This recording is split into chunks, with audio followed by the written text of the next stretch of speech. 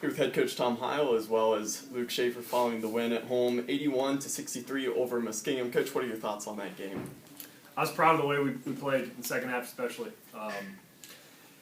First half, I think it's always hard. One of the hardest things as a coach, when you're not making shots, I think it puts a lot of pressure on everything else.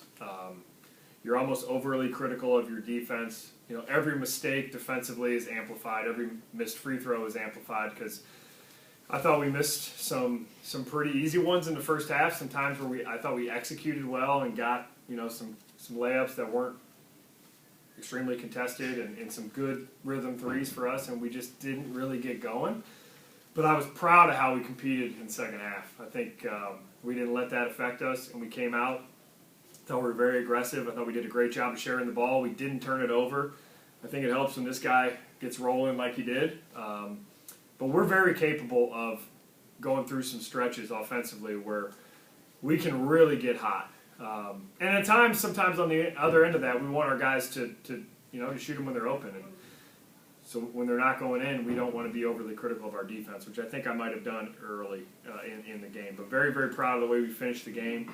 Proud of the way we shared the ball. And I know Marcus Dempsey had 31, but I thought we did a decent job on him. He shot too many free throws for my liking, but he is an unbelievable basketball player. I mean, unbelievably hard to guard, and I thought our guys competed and did a really good job.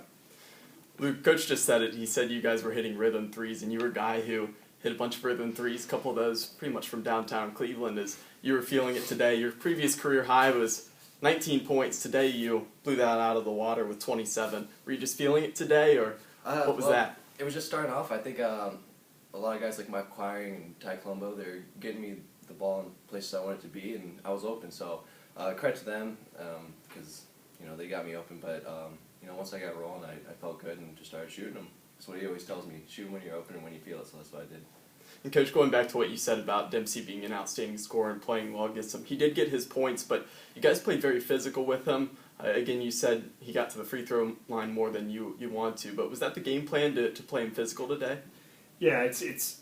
I think the hardest thing with him is he can go on stretches individually where he can really make some tough shots, and it feels like you're on an island out there by yourself if you're the guy that's guarding him. And because of the way we guarded the ball screens, everybody had chances to guard him today. It wasn't just Michael or Shane. I thought those guys did a good job, but I think it's the ability to continue to go at him and just try to make him earn everything and not be afraid to compete, because he can put you in some situations where you feel like you're out there all alone and he makes you look silly.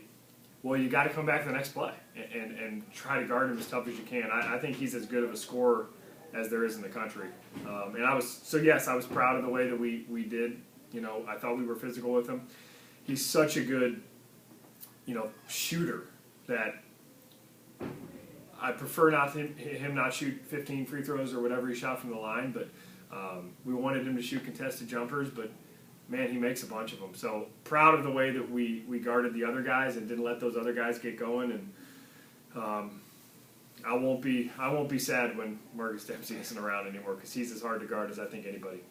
Right, and Luke, you guys got dominated on the boards in the first half. When you came out in the second, you guys were really hustling and grabbed a bunch of offensive boards, which pulled that margin back closer. Was that something that was said in the locker room, or was it just an attitude? Well, it was before they even came back in. The coaches, it was something the players were talking about and stressing to each other.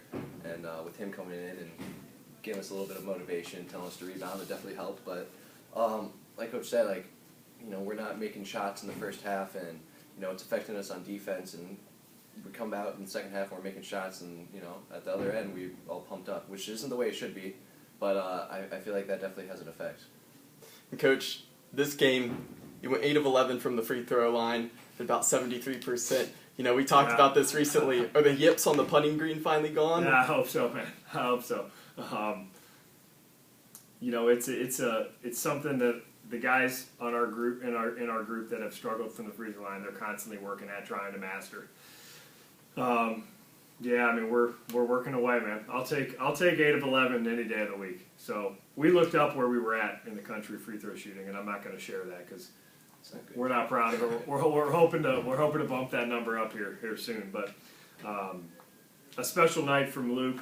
I think it's the result of the last few weeks, him working at a pretty high level outside of practice, outside of all the stuff we do, him being in the gym and being consistent in the way that he works and his craft. And there's no doubt there's a correlation between how hard he's worked in the gym on his game and the ball going through the net. So that's a big deal, and I hope it's something that some of our other guys will take to heart. So.